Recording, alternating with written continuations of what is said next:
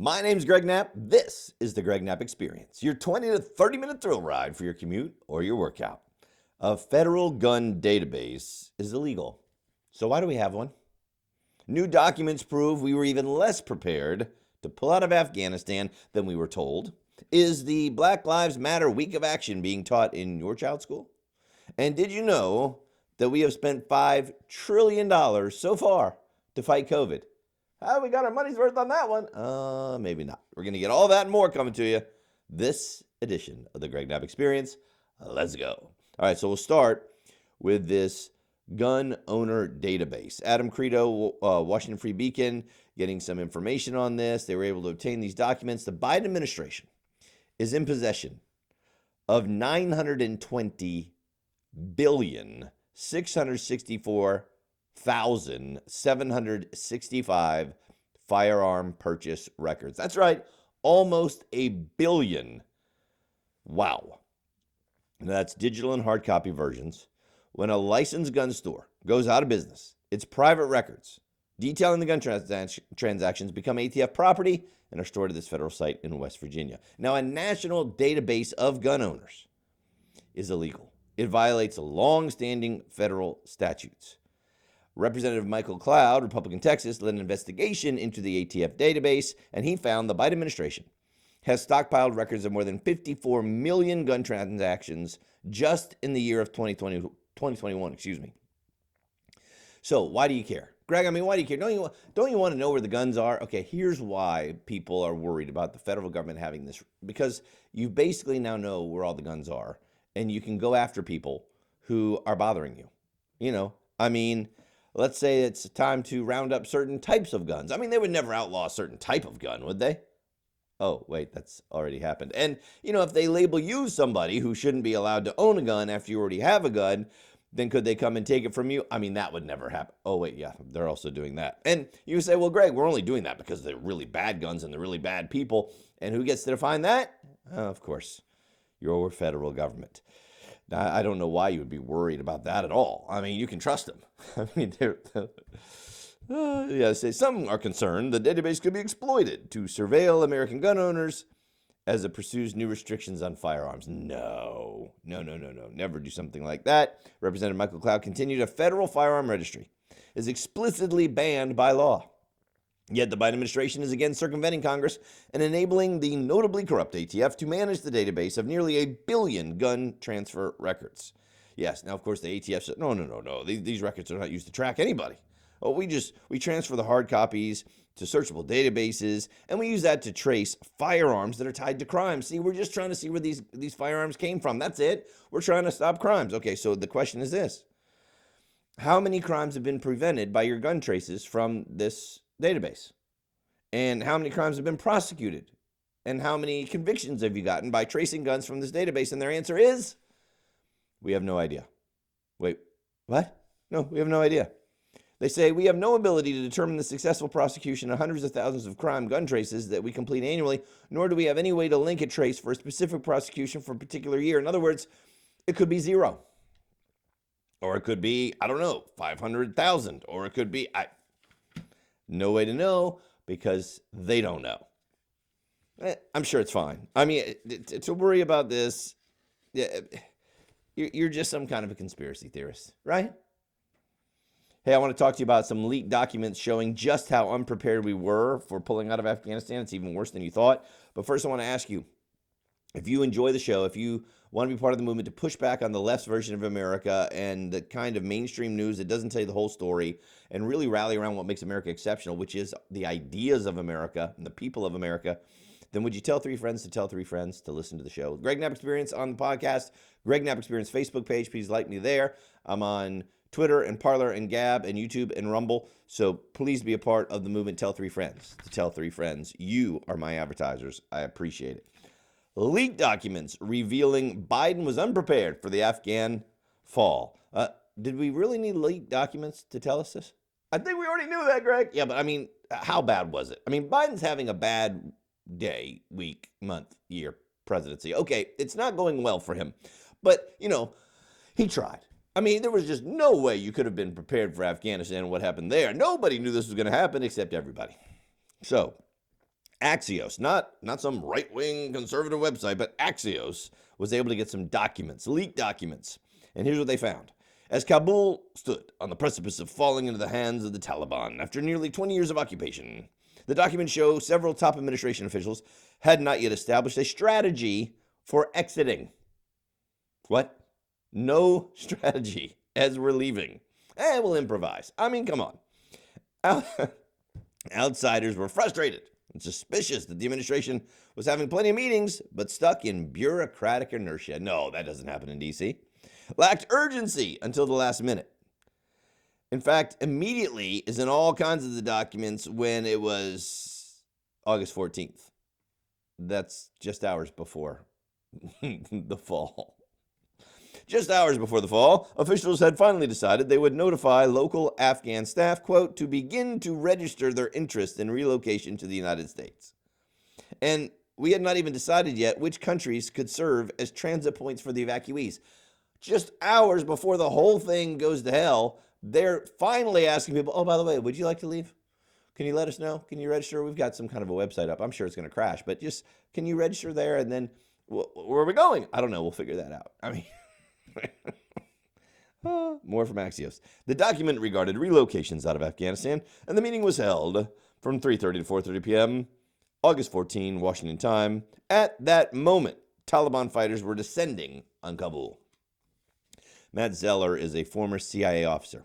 He was working with the White House to try to get some of our people out, and he said, I kept being told by people in the White House the thing they were most concerned about was the optics of a chaotic evacuation. Well, you didn't fix that, did you? They treated us like we were Chicken Little. They didn't believe the sky was falling. On the 13th of July, we offered to work with them to help evacuate our partners. We saw this disaster coming. They didn't get back to us until August 15, the day Kabul fell. So for a month, these guys are saying, hey, man, it's going to be bad. We're going to have to do something. Come on, let's work with us. Let's get these people out. A month. And finally, the day that Kabul fell, they go, oh, hey, by the way, can you help? It's even worse than you think, isn't it? I mean, it's even worse than you thought. Here's another memo that came out. John Solomon over Just the News is doing yeoman's work going after what happened with the Ukrainian impeachment on President Trump, because he's the guy that really broke the story on just how bad Hunter Biden's job with the Ukrainian oil and gas firm Burisma was. That he had no experience in energy. He couldn't speak the language. There's no reason he should have been getting money. His company got $3 million from these guys. He made tens of thousands a month on it. And why? Because his last name was Biden. I mean, even when Hunter Biden was asked on TV about it, he admitted that's probably why. So, but remember now, Burisma, there was no corruption there. It had nothing to do with Hunter Biden, and certainly didn't undermine what was going on in the United States simply because the vice president's son was working there. Well, John Solomon now has found another document. It's an email kept from public view for more than 5 years. Top U.S. State Department official in Kiev wrote to Washington superiors at the end of the Obama-Biden administration about Hunter Biden's business dealings, saying that it undercut their efforts to fight corruption in Ukraine. Here's the text from the email. The real issue to my mind was that someone in Washington needed to engage VP Biden quietly and say that his son, Hunter's presence on the Burisma board, undercut the anti-corruption message the VP and we were advancing in Ukraine. He wrote that to multiple high-ranking officials in the State Department in Washington, and that email was kept away from President Trump's defense. That's exculpatory information. Under the Brady rule, it is required by law that you provide all exculpatory information to the defense. And certainly in an impeachment, the American people had the right to know about that, and they hid it. It's against the law. Is anyone going to be charged with that? No. It was not produced as evidence to the lawmakers during impeachment. Contrary to federal law, State Department failed to acknowledge the existence of the document. Blah, blah, blah, blah, blah. And it's blah, blah, blah because nobody's going to do anything about it. There are two rules for justice in America. If you work for the federal government on the right side, then you're fine. The rest of us, in trouble.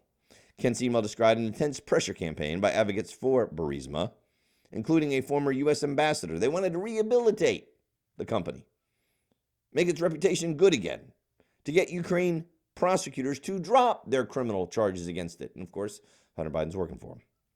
Kent relayed to higher-ups, this is the guy that wrote the email, he had confirmed with the Ukrainian prosecutors that Burisma officials had paid a $7 million bribe to make one of the cases against the company disappear. Isn't that nice? The bribe was allegedly paid at the time that Hunter Biden was serving on the board of Burisma. More from the email.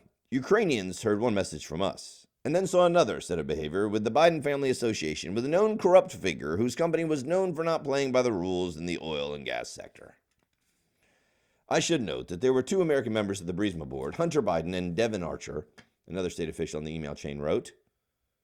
Archer was recently indicted in a federal fraud case. So here's the sitting VP's son. He's on this board that's of a company that's corrupt, and he's working with a guy who was eventually convicted of corruption. But, nothing to worry about. Just move along. Nobody's going to get in trouble for that. And, again, will you hear that on mainstream media today? Will you see that on any front page of any newspaper?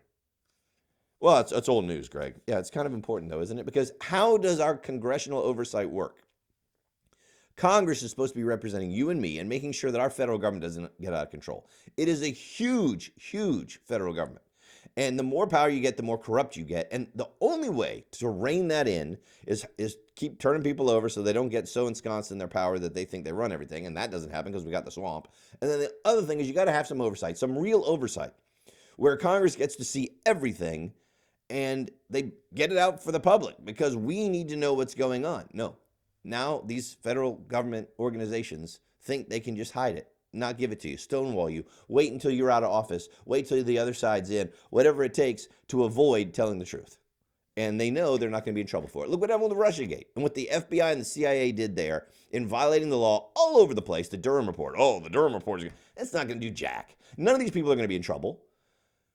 So they know now they don't have to listen to Congress. They don't have to give information. They don't have to tell the truth under oath. They can say whatever they want and nothing happens to them.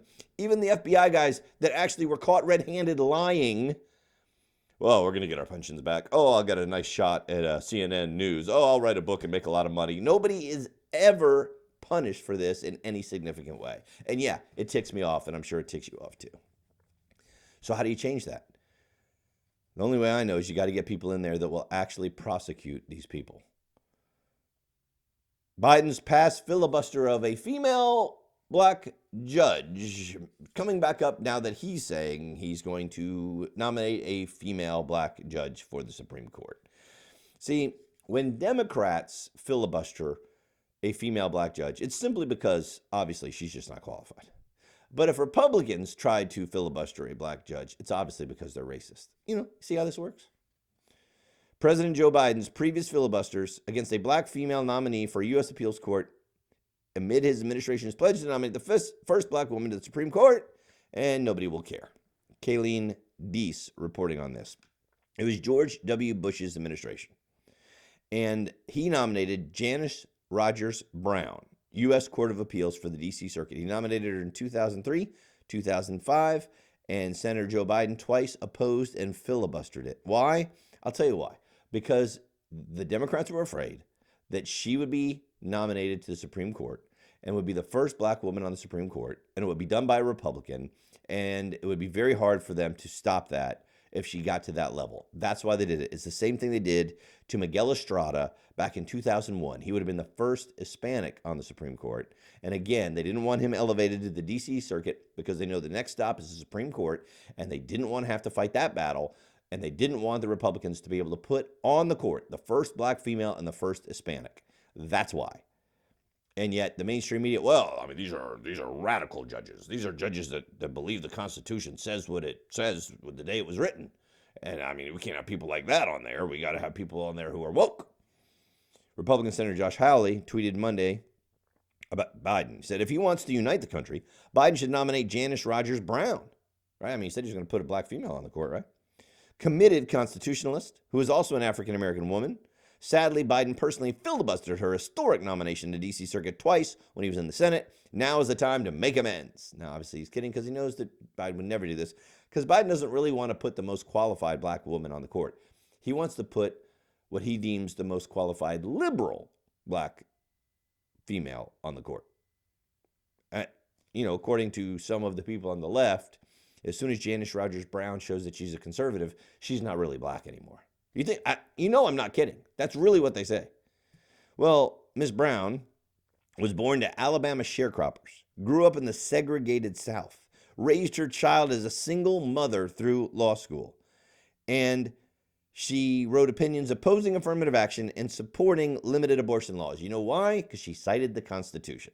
And for that, she's deemed some kind of a radical. Did you know 13 Senate Democrats voted against a black female judge nominated by Trump? Ada E. Brown, former President Trump's nominee for district judge of the Northern District of Texas. She was finally confirmed September 2019. The vote was 80-13. The nay votes, Democrats like Chuck Schumer. Chuck Schumer's a racist. Tammy Baldwin, Richard Blumenthal, Sherrod Brown, Maria Cantwell, Catherine Cortez Masto, Kristen Gillibrand, Mazie Hirono, Ed Markey, Patty Murray, Brian Schatz, Debbie Stabenow, and Ron Wyden. I mean, the only reason they could possibly have been against that is that they're racist and sexist. I hope you're sensing the sarcasm. But that's exactly what they say. If you're against somebody, they go, like, I didn't like President Obama as a president because I didn't like his policies. And yet there'd be, you must be some kind of racist, didn't like Obama. But I didn't like Bill Clinton's policies. I don't like Joe Biden's policies. So how come I'm not a racist then? Well, because they're white. Yeah, see? Has nothing to do with their policies. It has to have been their skin color. I'm all for Clarence Thomas. I'm all for I don't care what your skin color is. I care what your policies are. And I care if you actually believe in the founding ideas of the United States of America. Those are the guys that I'm on the team with. Biden's approval, by the way, I told you, bad day, week, month, year, presidency. Oh, yeah, it's starting to show up big time in the polls. Rasmussen reporting, as of Wednesday, Biden's approval rating, 39%. Disapproval rating, 59%. That's 10 points lower than Trump's at the same point in the presidency. And recent surveys also show Trump would beat Biden in another head-to-head matchup. Well, they always like the backup quarterback. He's not out there and getting in trouble every day, and he's not throwing interceptions, so it's easy to Paul Bedard points out, and Rasmussen reports, you go a little deeper in it, and most voters think President Joe Biden, excuse me, fighting a cold here, and this stuff makes me laugh. Most voters think President Joe Biden is one of the worst ever to hold the office and rank him below his two immediate predecessors. So they asked 3 questions about Biden, Trump, Obama. Okay, we'll go oldest first. And they asked this: do you think the president will be remembered as one of the best, one of the worst, or about average? So Obama, 34% said one of the best ever. 33% said one of the worst ever. Okay, how about Trump? 41% said one of the best ever. Higher than Obama. 43% said one of the worst ever. That's also higher than Obama. So then we move on to Biden. 15% said Biden was one of the best ever presidents. 54% said Biden is one of the worst presidents ever. A majority. By the way, slightly more Democrats judge Biden the worst ever than the best ever. 28% to 27%. So even Democrats are saying he's one of the worst ever, and we're only a year in. Oh, man. This guy's in trouble. Schools across America are implementing Black Lives Matter Week of Action. Oh, wait a second. I thought schools were supposed to teach reading, writing, arithmetic, and I'm fine on explaining all these different political ideologies, but not teaching it as if this is what you're supposed to believe. And that's the problem in what is being taught here in schools from Washington State to Massachusetts. And I'm wondering, you might want to check, is it in your school? You might want to check the curriculum. There should be transparency in this. Talk to your kids every day when they come home from school. What did you guys talk about today? Look at their homework. Look at their schoolwork. Look at their tests. Make sure they're not being indoctrinated, because this stuff is just, it's sick and it's bad for us. All right. So here's the deal. This is from the Black Lives Matter at School Week of Action curriculum, and it's calling for the disruption of Western nuclear family dynamics. That's not true. That's like calling them Marxist or something. Of course, the founders admit that they were trained Marxists. It's on YouTube. It's on videotape, and yet somehow they still say that people like you and me are lying about it. But it's published on the Black Lives Matter at School website. I wonder how long it'll stay up there now that we're talking about it. The group has a list of 4 national demands, including funding counselors, not cops. That's been working out great. Mandating Black history and ethnic studies in classrooms. And hey, I have no problem learning about Black history and learning what Black people have done for the United States of America. I think that's great. I would just like to see how Black Lives Matter is talking about teaching that, because I'm having a little bit of a feeling it's not going to be very bipartisan. All right? It'll be telling you how horrible America is the whole time. Additionally, the Week of Action curriculum centers itself on 13 Black Lives Matter guiding principles, including things such as Black villages and globalism. Black villages. Yeah, here we go. Quote, Black villages is the disruption of Western nuclear family dynamics. Why would we want to disrupt Western nuclear family dynamics? Isn't it good to have a mom and a dad married, taking care of the kids? No, that's Western nuclear family dynamics, and it's all about privilege. So they want to disrupt that and a return to the collective village that takes care of each other. Collective. But they're not Marxist. Globalism is our ability to see how we are impacted or privileged within the Black global family that exists across the world in different regions. I can see that going really badly, really quickly, but I totally agree that we need to teach our children how we're tied into the world and how what everything does impacts everybody else, sure. But this idea that partisan politics is what this is, right? Partisan political ideology being taught in your kid's school. Is it in your kid's school? Now, the Parents Defending Education Vice President of Investigations, Asra Nomani, said this in a statement. Under the cover of a week of action called Black Lives Matter at School, children as young as 5 are being trained how to be political activists. What we are witnessing is state-sponsored political indoctrination using coloring books, downloadable slideshows, and contests to teach a next-generation social justice activism in the program's own words. We need radicalization out of schools, especially as children struggle with learning loss from the pandemic, and reading, writing, and arithmetic needs to be back in schools.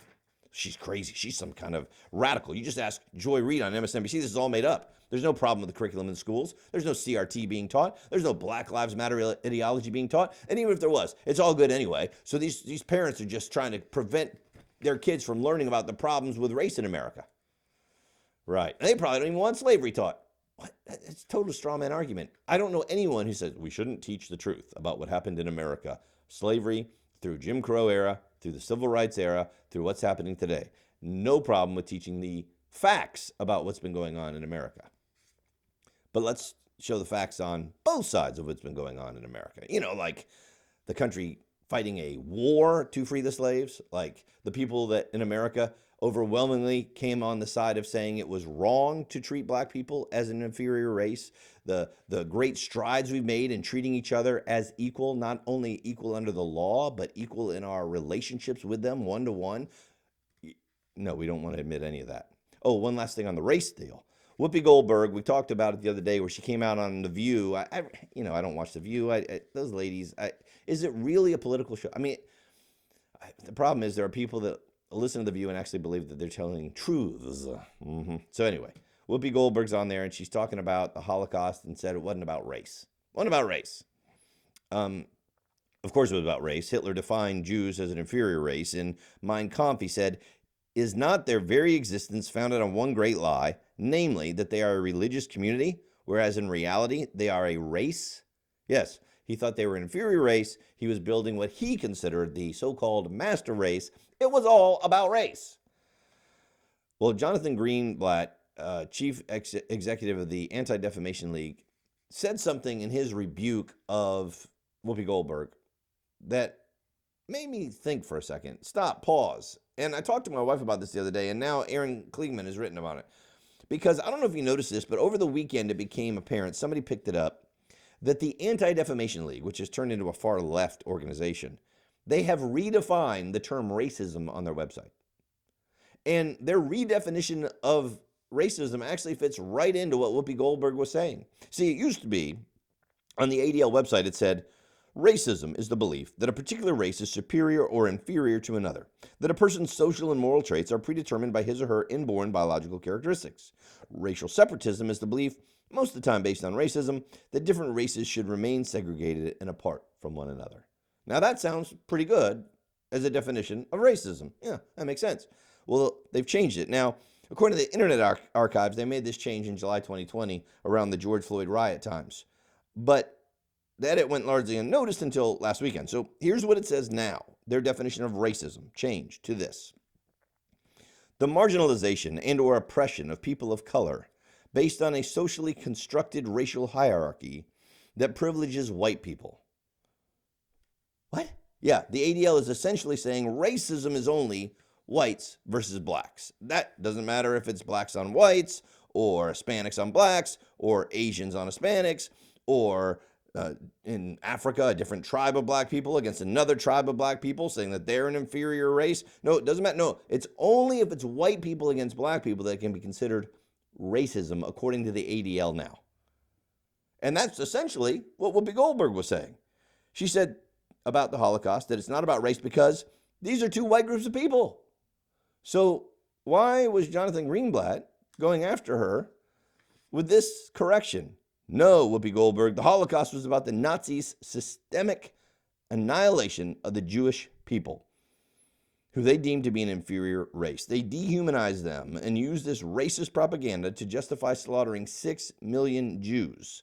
Holocaust distortion is dangerous enough. But again, I mean, really, Whoopi was just using the ADL's new definition of racism. Stephen Moore has a great piece here on how much money we've already spent on COVID. Have you seen this? Time for an honest assessment here. We have spent now $5 trillion to fight COVID. $5 trillion. Our debt now is $30 trillion, by the way. So what is that? 20%? A little bit over that? 30% almost of our debt? Wait, Greg. 5 times 6 is 30. Okay, a 6. Sorry. Don't make me do math in my head. I know. I'm fighting this cold, and I got the cold medicine going. Sorry, I apologize. My bad. But $5 trillion, more than the combined cost of World Wars I and II, adjusted for inflation. So time for an assessment of this. What would happen if we did not lock down our businesses, our churches, our schools, our restaurants, our parks, our basketball courts, our playgrounds?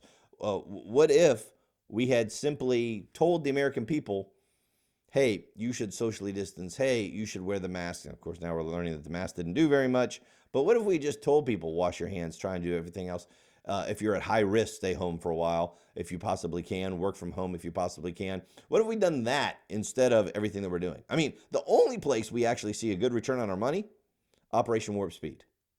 It's how we got the vaccines and how we started to get the monoclonal therapies. But Biden has pulled back so much on that we don't have all the monoclonals that we need, and we don't have all the viral pills that we need. We don't have enough. We're buying them. And the other place that maybe we got some bang for our buck was helping out the hospitals and making sure they had all the personal protection equipment that they needed. But so much of this $5 trillion has gone where? At least $2 trillion given to workers and businesses to compensate them for the lockdowns, which we now turns out didn't need to do. I think you saw that yesterday, the story I brought to you from the Johns Hopkins meta-study, that lockdowns may have prevented 0.2% mortality. But of course, that leaves out all the unintended consequences and the people that died from the lockdowns. And by the way, age-adjusted death rates were no lower in states that shut down their economies than states that stayed open. And the other question is, the CDC is called the Centers for Disease Control. It gets tens of billions of dollars a year to prepare us for these types of diseases. What do we get for our money? I like how Stephen Moore compares it. He said, it'd be like a town spending millions of dollars a year on fire protection. And the first time there's a significant fire, the firefighters are all napping, no one slides down the poles, and the fire engines won't start. I mean, what were they doing with all this money? Well, they're working on the diseases that come from climate change and guns. How about we worry about diseases? How about that? The rest of the money went to pay school districts, the ones that are still shut, or the ones that have done nothing except mandate that you continue to wear masks. That was great.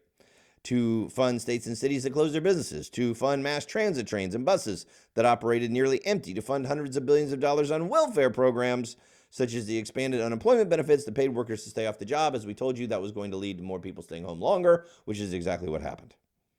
The one program that worked, as we talked about, was Operation Warp Speed. Did you know some $300 billion of this money is stolen by fraudsters from Medicaid and the unemployment benefits program? We know this now. It's admitted. There are some 50,000 to 100,000 deaths of despair that have been caused by the lockdowns. Yep, big government does not save us, and it did not save us here.